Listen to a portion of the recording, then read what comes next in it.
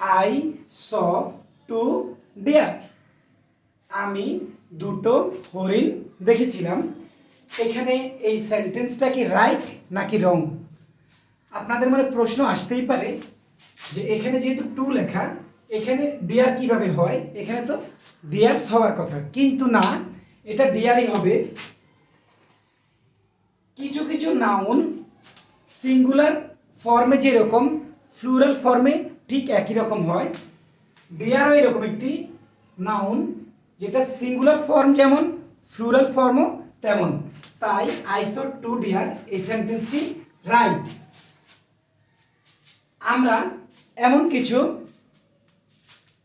Noun নিয়ে আজকে আলোচনা করব যেগুলো সিঙ্গুলার ফর্ম বা এক বচনে যেমন, প্লুরাল ফর্ম অর্থাৎ বহু বচনে ঠিক তেমনই। অর্থাৎ এগুলো সিঙ্গুলার ফর্ম যা প্লুরাল ফর্মও ঠিক তাই। যেমন ডিয়ার, হরিণ। ডিয়ারের সিঙ্গুলার হলো ডিয়ার, প্লুরাল ডিয়ার। শিপ, এটা প্লুরাল হবে শিপ। ক্যানন, এটা সিঙ্গুলার ফর্ম যা প্লুরাল ফর্মও তা। স্যামন, স্যামনের সিঙ্গুলার ফর্ম যা প্লুরাল ফর্মও তা।